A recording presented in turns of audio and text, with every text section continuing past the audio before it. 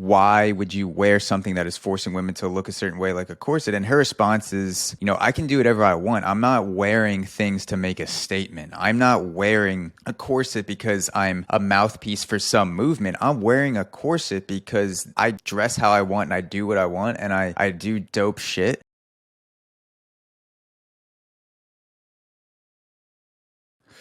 Billie Eilish shrugs off body positivity.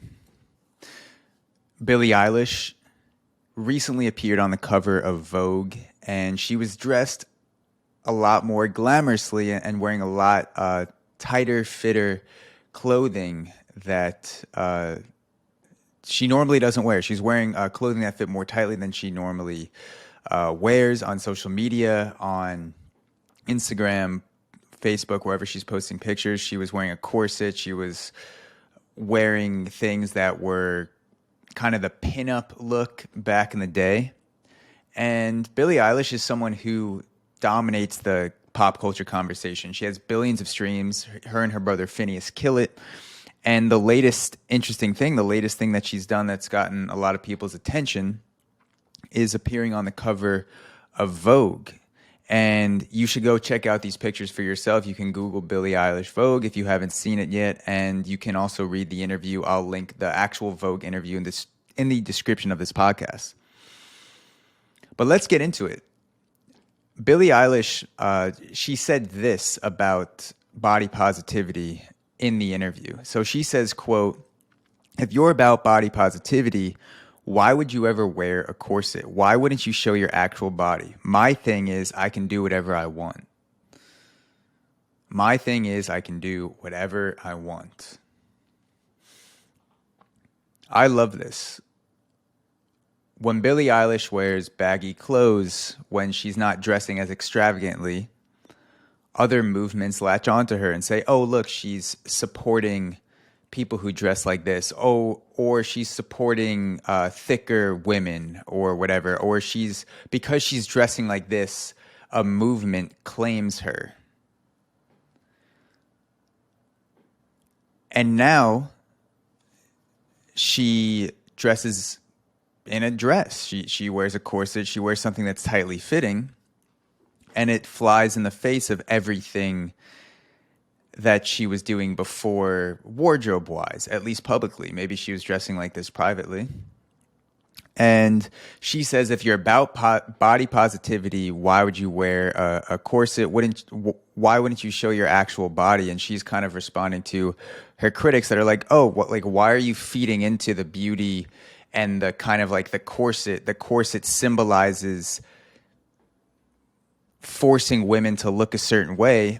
People are saying, if you're about body positivity, why would you wear something that is forcing women to look a certain way like a corset? And her response is, I can do whatever I want. I'm not wearing things to make a statement. I'm not wearing a corset because I'm a mouthpiece for some movement. I'm wearing a corset because I dress how I want and I do what I want and I do dope shit.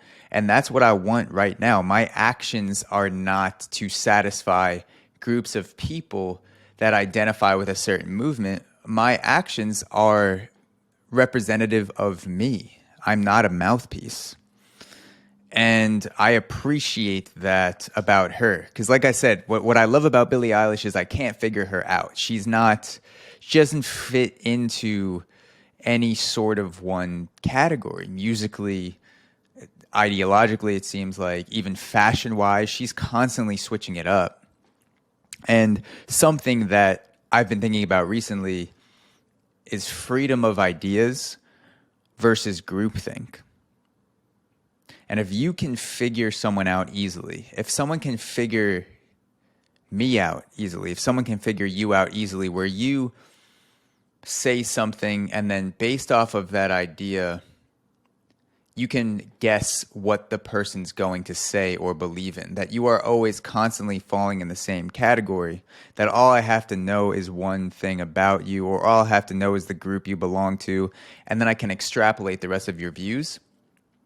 You aren't thinking for yourself. If I can sum up all of your views by a group, for example, let's say every view you have or everything that you talk about fits cleanly into the conservative side of the aisle, or everything you talk about fits cleanly into the liberal side of the aisle, chances are you're not thinking for yourself.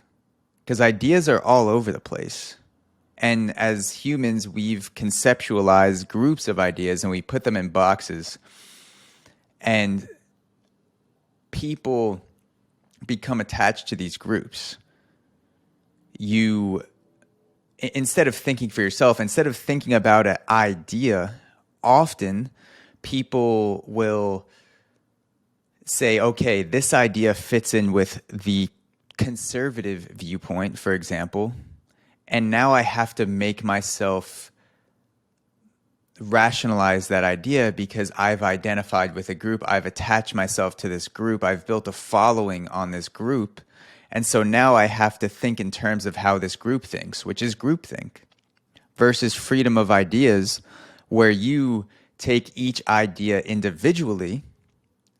Instead of conservative versus liberal, you say, okay, what do I think about abortion on its own? What do I think about freedom of speech on its own? What do I think about guns on their own? What do I think about healthcare on its own? How do I evaluate each of these issues individually, thinking for myself and the evidence that I come across, rather than say, okay, this group that I voted for thinks this, so I have to, I have to do fucking mental gymnastics to make myself rationalize that point of view.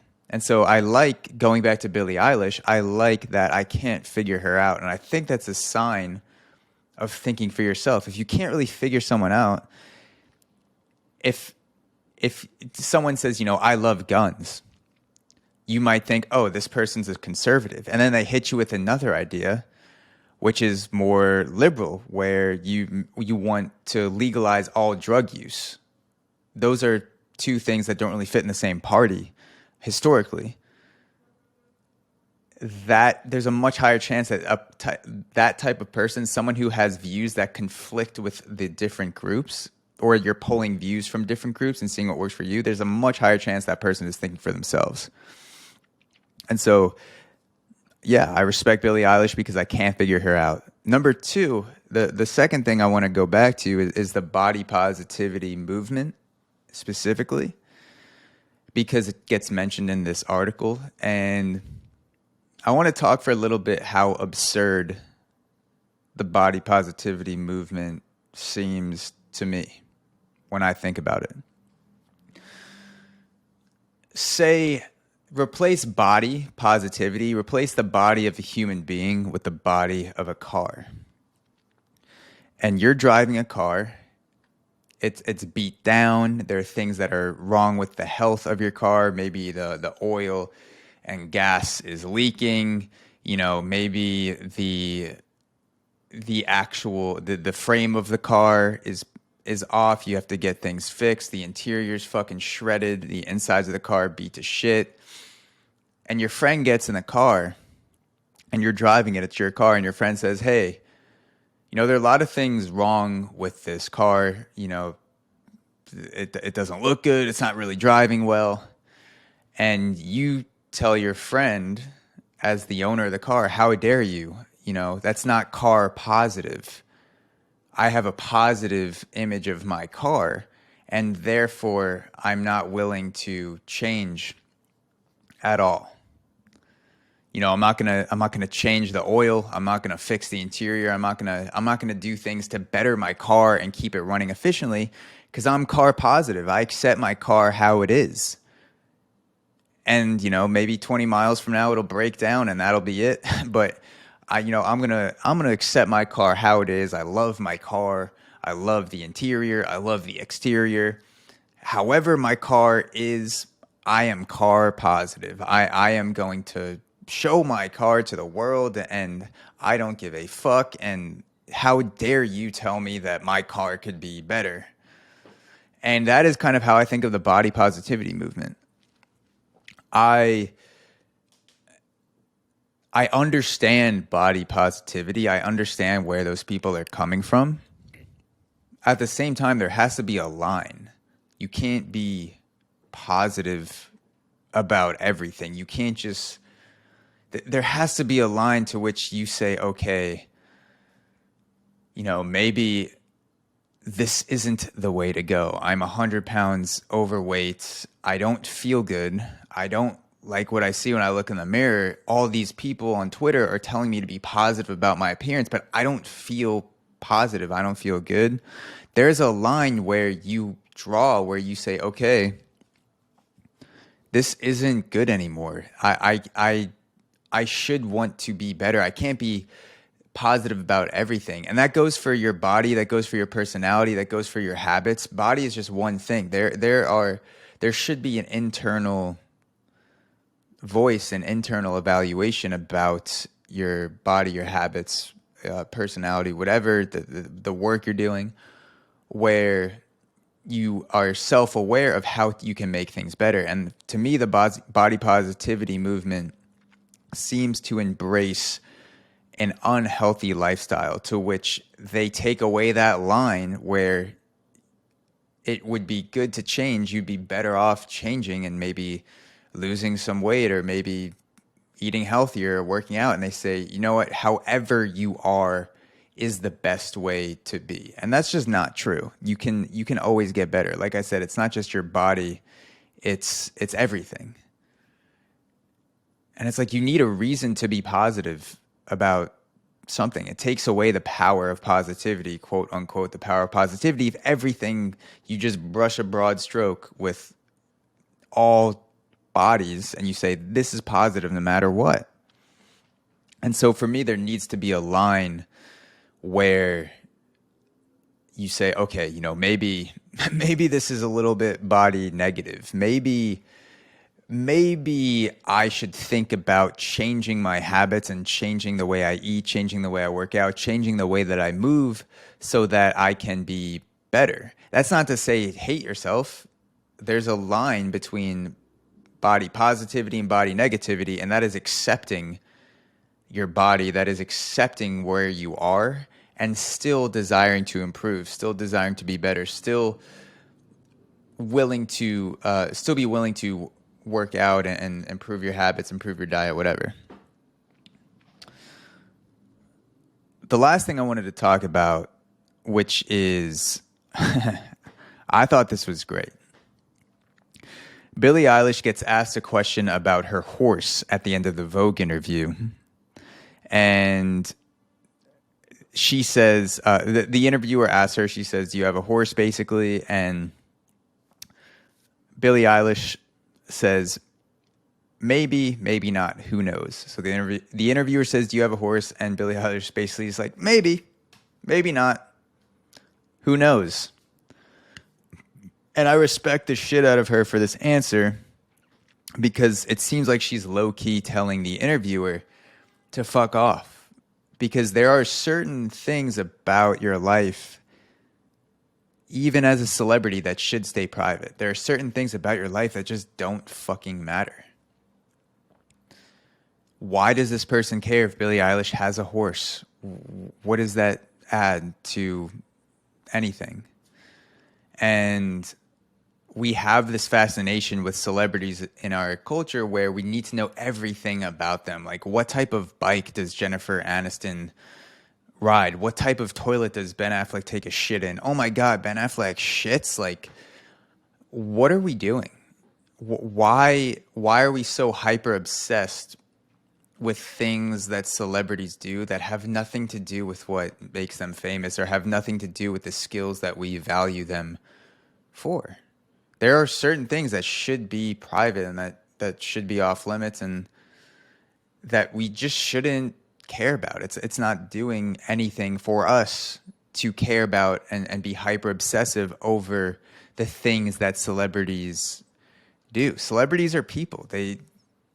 Even the number one pop star in the world, someone like Billie Eilish, she gets on stage. She's a god. She performs for 50,000 people. And she gets off stage and she has the same desires, urges, anxieties, stresses that everyone deals with on a daily basis. And by putting the normal things that a celebrity does on a pedestal and being obsessed about them, we forget that celebrities deal with a lot of the same shit. And what is it doing for you to be obsessed over celebrity? It's not making your life better. It's just giving you time to fill the void in a life where you could be doing something more interesting. You could be finding more purpose. You could be creating something, and instead you're fucking flipping through TMZ articles, looking at, what t-shirt company that Selena Gomez wore 3 years ago. I don't know. But it's like, why the fuck does it matter? And so thank you for listening to this episode of The Aux. Go stream Billie Eilish. I think she's great. I did like this interview for Vogue. I didn't agree with everything that she said. I do understand it, though. Go read the interview for yourself, and I will talk to you guys next time.